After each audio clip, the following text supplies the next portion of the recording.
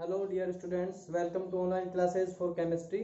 Last class में हमने पढ़ा था कि हेलो एल्केन का वर्गीकरण, और उसमें हमने पढ़ा था कि हैलोजन की संख्या के आधार पर कैसे उसे वर्गीकृत करेंगे। अब हम इस क्लास में हैलोजन की स्थिति के आधार पर हेलो एल्केन का वर्गीकरण पढ़ेंगे।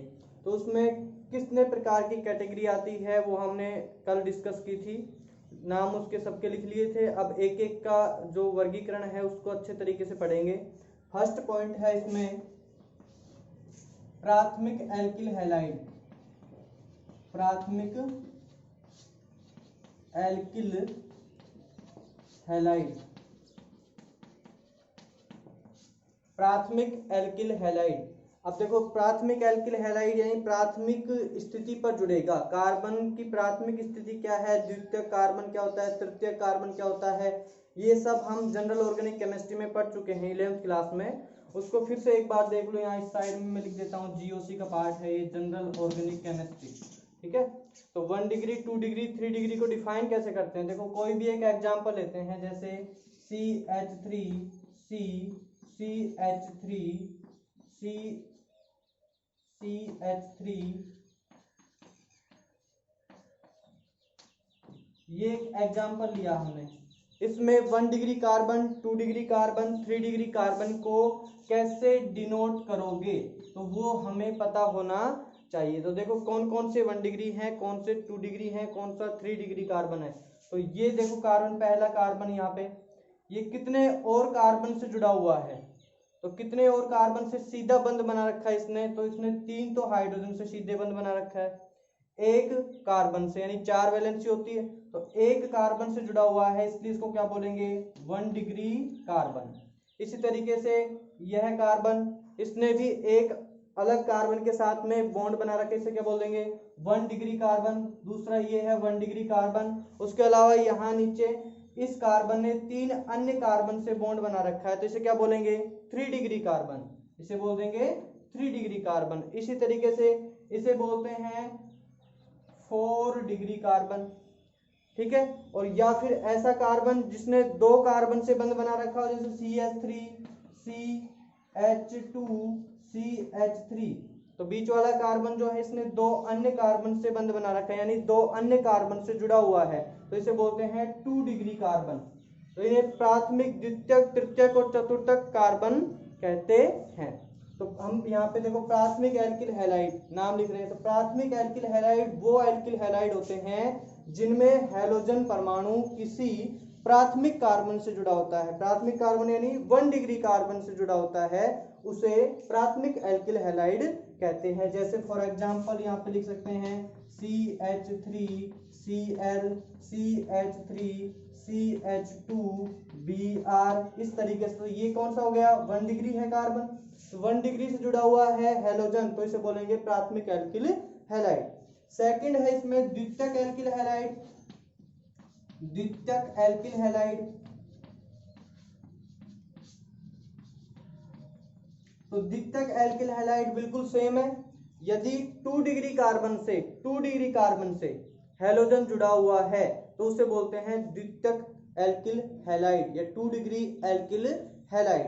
तो द्वितीयक कार्बन से जुड़ा हुआ, द्वितीयक कार्बन जैसे CH3 CH3, यहाँ पे यदि कोई भी हैलोजन जुड़ा हुआ है तो इसे बोलेंगे द्वितीयक एल्किल हैलाइड। इसी तरीके से थर्ड है इसमें तृतीयक एल्किल हैलाइड। तो तृतीयक एल्किल हैलाइड में क्या होगा, 3 डिग्री कार्बन से जुड़ा हुआ होगा, 3 डिग्री कार्बन से, तो तृतीयक एल्किल हैलाइड है।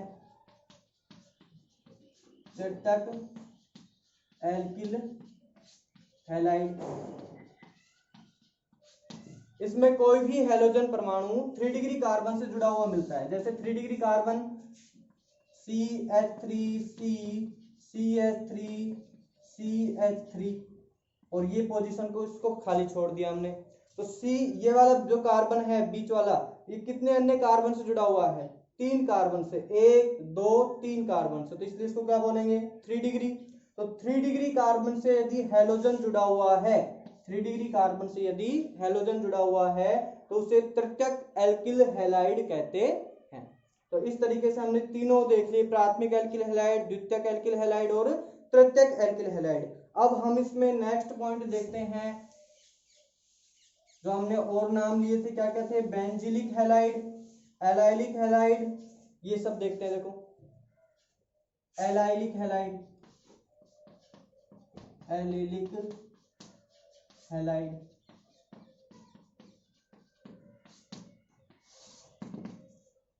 एलाइलिक क्या होता है, देखो जीओसी में जरा दो, एलाइलिक एक पोजीशन का नाम होता है, एलाइलिक पोजीशन। एलाइलिक पोजीशन किसे कहते हैं, CH2 double bond CH single bond CH2 single bond. यहाँ पर जो ये वाली पोजीशन है कार्बन की, एक वैलेंसी यहाँ पे रिक्त छोड़ दें, तो उस पोजीशन को बोलते हैं एलाइलिक पोजीशन। इस पोजीशन को क्या बोलेंगे, allylic position.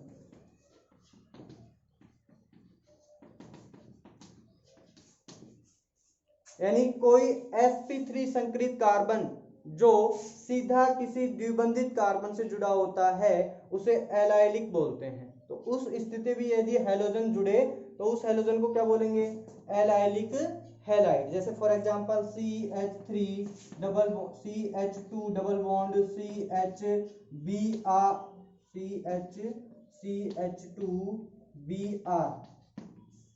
CH2 double bond CH single bond CH2Br। तो यहाँ पे जो ये पोजीशन थी कौन सी थी, एलाइलिक पोजीशन। एलाइलिक पोजीशन पे यदि हैलोजन जुड़ा हुआ है तो उसे बोलते हैं एलाइलिक हैलाइड। नेक्स्ट था अपने पास, फिफ्थ एग्जांपल था इसका, वो थी बेंजिलिक। बेंजिलिक देखो, बेंजिलिक हैलाइड। बेंजिलिक पोजीशन क्या होती है, इधर आ जाओ, बेंजिलिक पोजीशन किसे बोलेंगे, बेंजीन रिंग, और बेंजीन रिंग के ऊपर जुड़ा हो कोई CH यानी sp3 संकरित कार्बन और उसकी एक वैलेंसी रिक्त हो। sp3 संकरित कार्बन यहाँ पे है, यहाँ पे भी कौन सा था, sp3 संकरित कार्बन था। तो sp3 संकरित कार्बन जो किसी एरोमेटिक वलय से जुड़ा हुआ है उसे बेंजिलिक पोजीशन बोलते हैं। इस पोजीशन को क्या बोलेंगे, benzylic position, benzylic.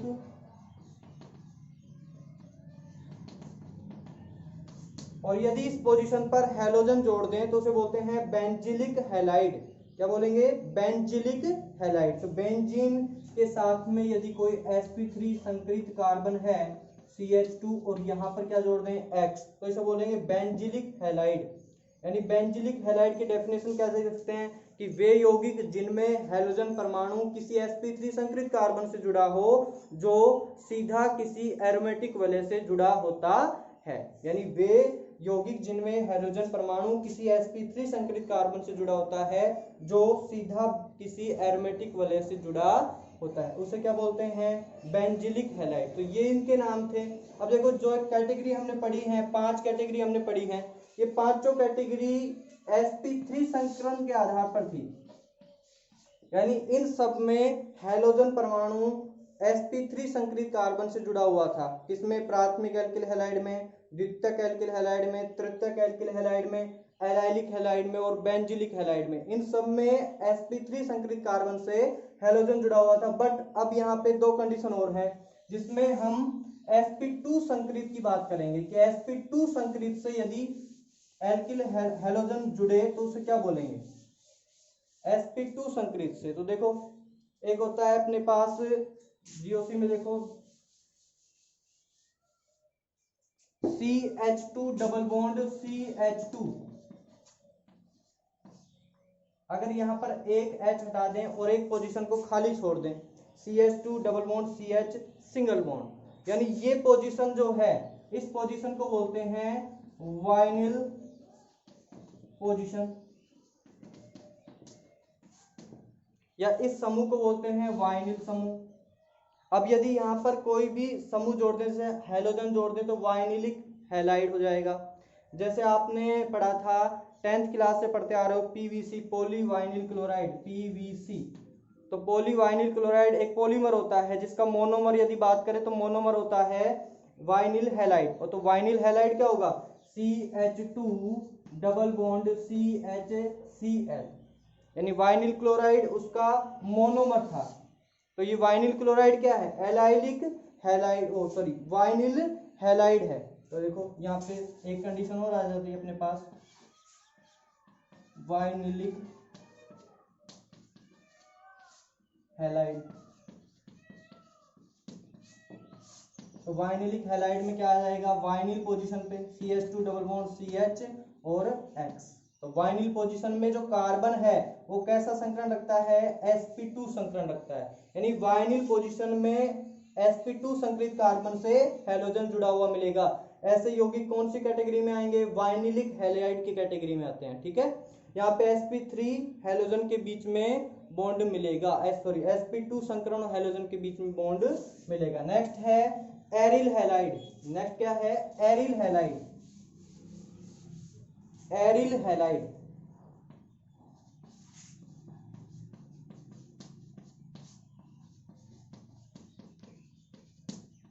Aryl halide का अर्थ क्या है, ArX से प्रदर्शित करते हैं इसको, ArX। तो एरिल हैलाइड, AR का मतलब होता है एरोमेटिक रिंग। एरोमेटिक रिंग यानी कोई बेंजीन रिंग वाला है या फिर कोई और वाला है, उसके साथ में हैलोजन जुड़ा हुआ है तो उसे बोलते हैं एरिल हैलाइड। sp2 संकरित कार्बन, आप सबको पता है कि बेंजीन के सभी कार्बन sp2 संकरित होते हैं। जैसे यहाँ पे बेंजीन रिंग लिखे, सबके सब कार्बन क्या है, sp2 संकरित कार्बन है, sp2 संकरित कार्बन है। अब इन कार्बन में से किसी भी एक कार्बन पे यदि आप हैलोजन जोड़ते हो तो उसे क्या बोलोगे, एरिल हैलाइड। क्या बोलेंगे, एरिल हैलाइड। तो एरिल हैलाइड के लिए एग्जांपल क्या हो जाएगा, जैसे बेंजीन के ऊपर क्लोरीन क्या हो गया, क्लोरो बेंजीन। इस तरीके के एग्जांपल एरिल हैलाइड में आते हैं। ठीक है, उसके बाद देखो नेक्स्ट पॉइंट है अपने पास,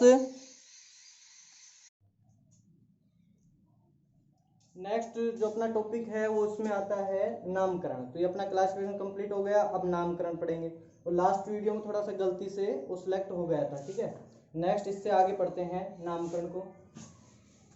नामकरण कैसे करेंगे, तो नामकरण करने के लिए दो पद्धतियां होती हैं। तो सामान्य पद्धति, एक IUPAC पद्धति। तो नामकरण, हेलो एल्केन का नामकरण, एक होती है सामान्य पद्धति,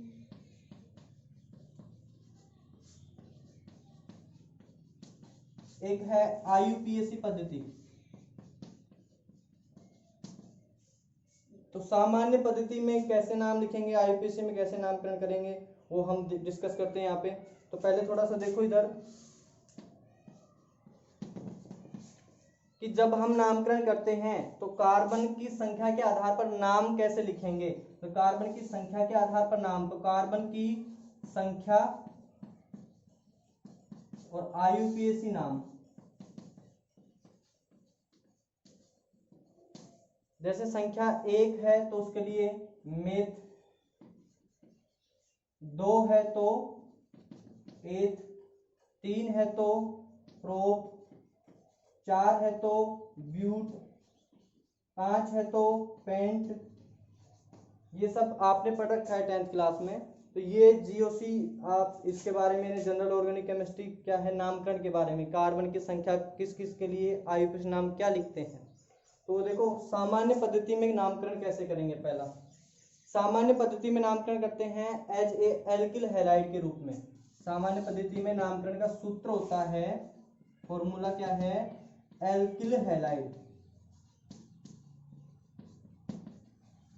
यानी जो भी कार्बन की श्रृंखला होगी उसे एल्किल के रूप में लिखेंगे और जो भी हैलोजन होगा उसे हैलाइड के रूप में लिखेंगे। तो ये इसका नामकरण होगा। जैसे फॉर एग्जांपल क्या लें, CH3Cl, छोटा सा एग्जांपल लेते हैं पहले, CH3Cl। तो एल्किल, एल्किल क्या है, CH3 है और हैलाइड क्या है, क्लोरीन। तो इनको इन्हीं फॉर्म में लिखना पड़ेगा, क्लोरीन को हैलोजन की फॉर्म में ना लिख करके हैलाइड की फॉर्म में लिखेंगे। नेक्स्ट है CH3 को मेथ, देखो एक कार्बन है तो क्या लें, मेथ, और फिर आगे अनुलग्न क्या लग रहा है, इल, मेथ प्लस इल, मेथिल, और हैलाइड में क्या आएगा, क्लोराइड, मेथिल क्लोराइड। तो नाम क्या होगा इसका, मेथ प्लस इल, मेथिल क्लोराइड। इसी तरीके से और एग्जांपल लेते हैं, जैसे CH3 CH2 CH2 Br। तो 3 कार्बन की श्रृंखला के लिए, 3 कार्बन के लिए क्या नाम लेते हैं? प्रोप, प्रोप प्लस इल, प्रोप प्लस इल। ब्रोमीन के लिए क्या लिखते हैं? ब्रोमाइड, प्रोप प्लस इल, प्रोपिल ब्रोमाइड।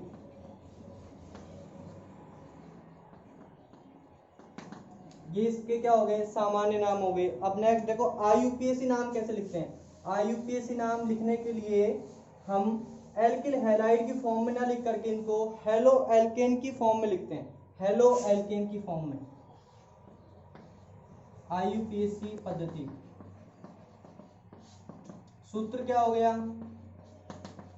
सूत्र हो गया हेलो एल्केन,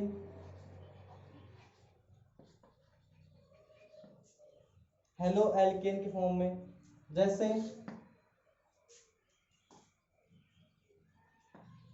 हेलो एल्केन के फॉर्म में तो देखो क्या होता है? CH3Br, वही एग्जांपल लें तो CH3Br। तो हेलो यानी पहले क्या लेना पड़ेगा? ब्रोमीन को। इसको आईडी की फॉर्म में नहीं लिखना, इसको ब्रोमो की फॉर्म में लिखना है, हेलो की फॉर्म में लिखेंगे। तो ब्रोमो और CH3 के लिए मेथ आता है, तो मेथ के लिए क्या लगाएंगे आगे? एन। तो क्या आएगा? Bromo methane. तो IUPAC से नाम क्या हो गया? Bromo methane. नेक्स्ट एग्जांपल ले लें, CH3 CH2I। अब क्या जाएगा? Iodo H plus N, iodo ethane, iodo ethane. ये इसका क्या हो गया? नामकरण। इसी तरीके से एक छोटी सी टेबल बनाते हैं नामकरण के लिए, जो आप डिस्कस करते हो। ऐसे पढ़ रखे हैं आपने सबने पोजीशन। एन ब्यूटिल होता है, एक होता है आइसो, एक नियो होता है। तो वो पोजीशन देखो, एक बार फिर से देख लो इधर। नॉर्मल पोजीशन को क्या बोलते हैं? देखो, कार्बन की सीधी श्रृंखला, सीधी श्रृंखला है तो उसे बोलते हैं एन, नॉर्मल। नेक्स्ट है, यदि कार्बन में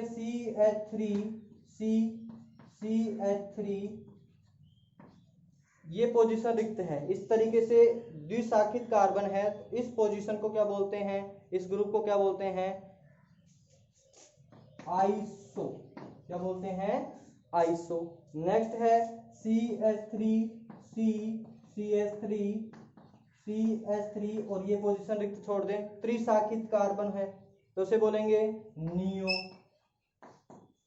यह हम सामान्य नामकरण में काम में लेते हैं। तो देखो यहाँ पे एक छोटी सी सारणी बनाएं। P हो गया कंपाउंड, यहाँ पे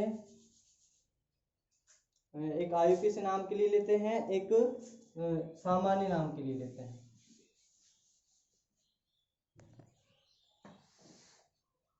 ये यौगिक है, यहाँ पे आ गया सामान्य नाम, और ये आ गया IUPAC नाम।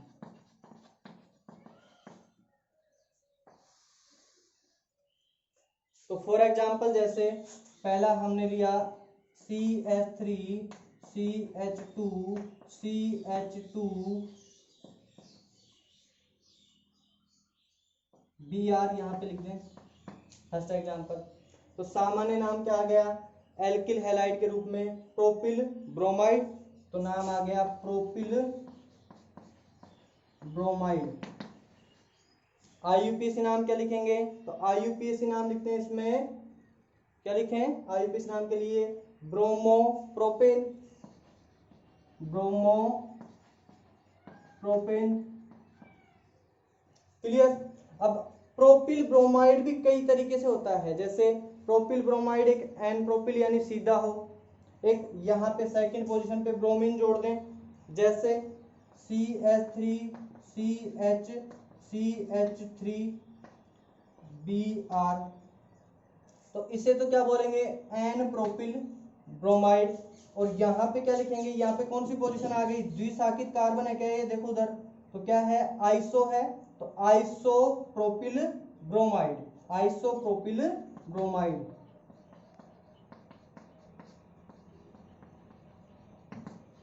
अच्छा, आईयूपीएसी कैसे करें? अब आईयूपीएसी के तो अपने नियम है कि लंबी से लंबी कार्बन श्रृंखला का चयन करो, उसके बाद अंकन करो 1 2 3, अंकन के बाद सबसे पहले प्रतिस्थापियों को लिखो, उसके बाद कार्बन की श्रृंखला का नाम लिखो और फिर अनुलग्न लिखो। तो सबसे पहले क्या लिखेंगे? पोजीशन 2 पे है तो 2, ब्रोमीन के लिए ब्रोमो, 3 कार्बन है तो pro plus N, single bond है तो एन, 2 ब्रोमो प्रोपेन। इस तरीके से नाम लिख दिया। फिर इसके 1-2 एग्जाम्पल और आते हैं, जैसे आइसो के लिए लिख लिया, अब नियो, और आइसो के लिए लिख लिया, अब नियो के लिए लिख लेते हैं। देखो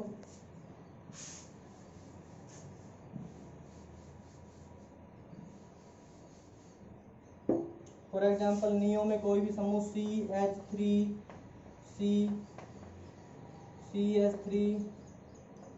CH3 आयोडीन। अब इसके लिए क्या लिखेंगे? 1 2 3 4, 4 कार्बन है इसमें, तो 4 कार्बन के लिए हम लेते हैं ब्यूट, तो ब्यूटिल है ये समूह। कौन सा है? ब्यूटिल। और ब्यूटिल में कौन सा है? Neo butyl. तो नियो ब्यूटिल आयोडाइड इसका सामान्य नाम हो जाएगा। तो नाम, सामान्य नाम हो गया neo butyl iodide, neo butyl iodide. और आईयूपीएसी नाम इसके लिए लिखें तो सबसे पहले वो इसका रूल चलेगा कि लंबी से लंबी कार्बन श्रृंखला का चयन करें, उसके बाद प्रतिस्थापियों का अंकन करें, उसके बाद प्रतिस्थापियों का नाम लिखने के बाद श्रृंखला का नाम लिखें। तो लंबी से लंबी कार्बन श्रृंखला का चयन किया, 3 कार्बन के लिए हो गई। उसके बाद प्रतिस्थापी कितने पे आया? 1 2 और 3, 2 पर दोनों प्रतिस्थापी है, मेथिल और आयोडो, दोनों प्रतिस्थापी हो गए। अब इनके लिए नाम कैसे लिखा आईयूपीएसी? तो 2 आयोडो 2 मेथिल, यानी आई पहले आता है या एम? तो आई पहले आता है, तो आई पहले आता है, तो 2 आयोडो 2 मेथिल प्रोपेन। आईयूपीएसी नाम क्या हो गया? 2 आयोडो 2 मेथिल प्रोपेन। सबको पता है कि शब्द और अंक और शब्द के बीच में हाइफन लगता है, सबको पता है। तो दो अंकों के बीच में कॉमा लगता है, तो ये इसका क्या हो गया? नामकरण हो गया। इस तरीके से इसका नामकरण करते हैं, ठीक है। नेक्स्ट पॉइंट आता है अपने पास कि इसको, इसमें जो नेचर था CX बॉन्ड का नेचर, CX बॉन्ड का नेचर क्या होगा वो हम कैसे पता लगाएं? तो पहले इसका एक स्क्रीनशॉट ले लें, इसको अच्छे से देख लें, उसके बाद स्टार्ट करते हैं। नेक्स्ट स्टार्ट करते हैं अगले पॉइंट पे। CX बंध की प्रकृति, कार्बन हेलोजन का बंध जो है एल्किल हैलाइड में, उसकी प्रकृति क्या होगी? तो उसके लिए देखो, CX बंध की प्रकृति में हम पढ़ते हैं कार्बन और हेलोजन का बंध की प्रकृति क्या है। तो देखो यहाँ पे ये कार्बन sp2 संकृत होगा, sp3 संकृत होगा, उससे हमें कोई लेना देना नहीं है, केवल हम पढ़ रहे हैं CX बॉन्ड के बारे में कि कार्बन और हेलोजन के बीच वाला बॉन्ड है वो कैसा होगा। तो वो बॉन्ड एक सिंगल बॉन्ड दिख रहा है आपको, सिंगल बॉन्ड बनाता है हेलोजन। तो सिंगल बॉन्ड है तो पहला तो ये सिंगल बॉन्ड है, ठीक है। एकल बंध, तो एकल बंध में कौन सा बंध है? तो ये है सह संयोजक बंध, सह संयोजक बंध, सह संयोजक बंध है। तो सह संयोजक बंध है तो सह संयोजक का अर्थ क्या होता है कि दोनों तरफ से बराबर इलेक्ट्रॉन दिए हुए हैं, बंध में साझे के लिए दोनों तरफ से बराबर इलेक्ट्रॉन दिए हुए हैं। कार्बन ने यदि 1 इलेक्ट्रॉन दिया है तो हेलोजन ने भी अपना 1 इलेक्ट्रॉन शेयर किया है, तब जाकर के एक कोवेलेंट बॉन्ड बनता है, ठीक है। उसके बाद हम पढ़ते हैं कि इस बॉन्ड में ऐसा क्या नेचर है जो ये आसानी से टूट सकता है और प्रतिस्थापन अभिक्रियाएं दे देता है। तो वो देखो क्या होता है इसमें कि कार्बन और हेलोजन इन दोनों की विद्युत ऋणता में अंतर होता है। विद्युत ऋणता में क्या होता है? अंतर होता है। कार्बन की विद्युत ऋणता होती है 2.5, उसके अलावा हेलोजन में फ्लोरीन की होती है 4, ठीक है।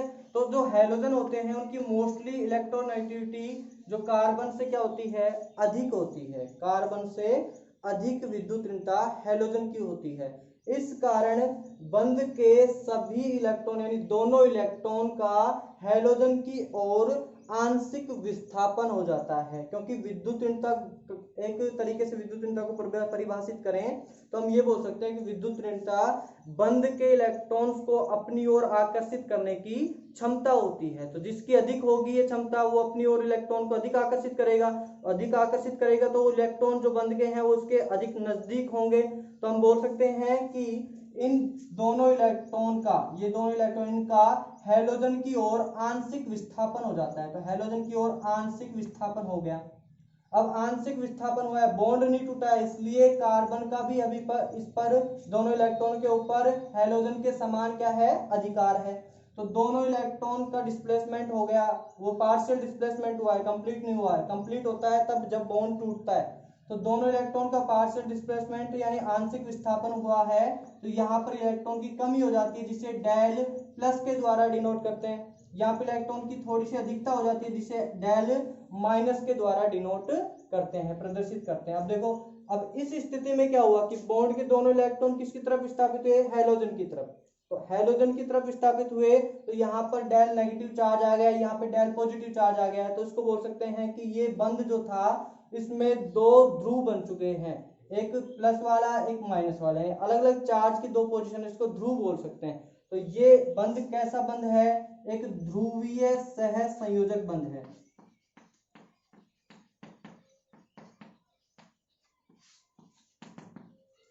ध्रुवीय सह संयोजक बंध है। ये इस बंध की प्रकृति है जो हमें पता लगे। यानी हम इसको फिर से एक बार देखते हैं कि कार्बन और हैलोजन के बंध में कार्बन की विद्युतीयता हैलोजन की विद्युतीयता से कम होने के कारण हैलोजन की तरफ बंध के इलेक्ट्रॉनों का आंशिक विस्थापन हो जाता है।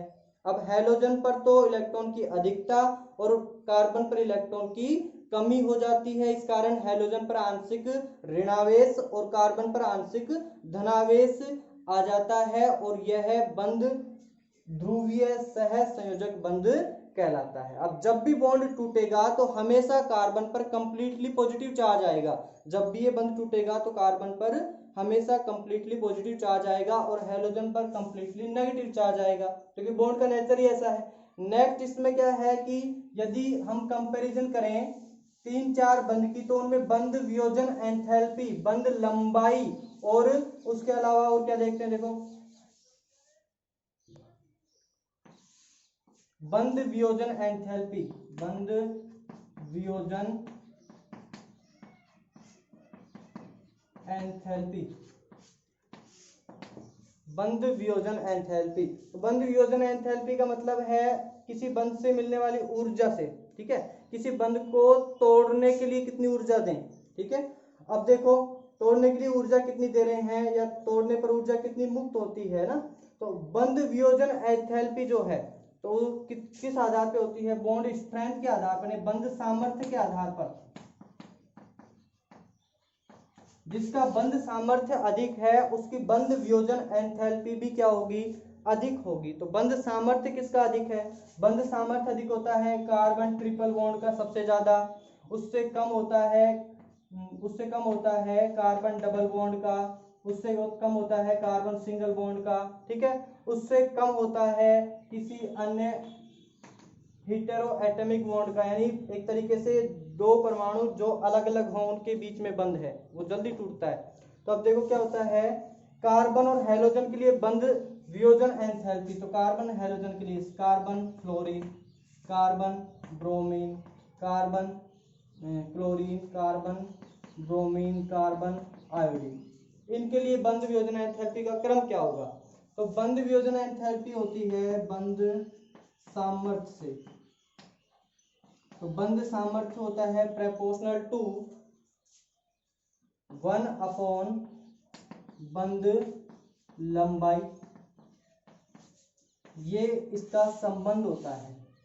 यानी बंध सामर्थ्य जो होता है वो बंध लंबाई के इनवर्स होता है, व्युत्क्रमानुपाती होता है। यानी यदि बंध लंबाई बढ़ेगी तो बंध सामर्थ्य घटेगा, बंध लंबाई घटेगी तो बंध सामर्थ्य बढ़ेगा, यानी देरी से टूटेगा। हम नॉर्मल एग्जांपल लेते हैं कि लंबी लकड़ी होती है उसको आसानी से तोड़ सकते हैं, छोटी लकड़ी होती है उसको तोड़ना बहुत मुश्किल होता है, उसके लिए ज्यादा एनर्जी की आवश्यकता होती है। तो ये बोल सकते हैं कि बंध लंबाई यदि अधिक है तो बंध सामर्थ्य क्या होगा, कम होगा। तो बंध लंबाई किसकी अधिक है? तो बंध लंबाई देखो, उसकी बंध लंबाई अधिक होगी जिसका आकार अधिक है। तो आकार यहाँ पे तो कार्बन तो सब सेम है, तो आकार सेम है। अब आकार में डिफरेंस कहाँ पे होगा? फ्लोरीन, क्लोरीन, ब्रोमीन और आयोडीन में। तो फ्लोरीन, क्लोरीन, ब्रोमीन, आयोडीन का आकार कैसे होता है? ऊपर से नीचे जाने पर वर्ग में आकार बढ़ता है, सबको पता है, क्योंकि n का मान बढ़ता है, मुख्य क्वांटम संख्या जो है उसका मान बढ़ता है, उस ऊर्जा स्तर कोषों की संख्या बढ़ती है। तो n का मान बढ़ रहा है कहाँ पे? आयोडीन का आकार क्या होगा फिर? सबसे ज्यादा, उसके बाद ब्रोमीन, फिर क्लोरीन, फिर फ्लोरीन। तो आयोडीन का आकार सबसे ज्यादा है, तो यहाँ पे बंध की लंबाई भी क्या होगी? सबसे अधिक होगी। और बंध लंबाई सबसे अधिक है, सबसे अधिक बंध लंबाई है, तो बंध सामर्थ्य क्या होगा? सबसे कम होगा। तो बंध सामर्थ्य का क्रम है, ये किसका क्रम हो गया? बंध सामर्थ्य का क्रम। तो क्या लिख सकते हैं? बंध लंबाई अधिक है तो बंध सामर्थ्य कम होगा, तो बंध सामर्थ्य सबसे कम हो गया, इसका इससे अधिक CF का बंध सामर्थ्य सबसे अधिक हो गया। उसके बाद बात करें कि बंध लंबाई की, तो बंध लंबाई का क्रम क्या लिखें? तो बंध लंबाई का क्रम, बंध लंबाई का क्रम, तो CI की लंबाई सबसे अधिक है, फिर CBr कार्बन ब्रोमीन बॉन्ड की, फिर कार्बन क्लोरीन बॉन्ड, फिर कार्बन फ्लोरीन बॉन्ड। इस तरीके से ये होगी इसकी बंध लंबाई।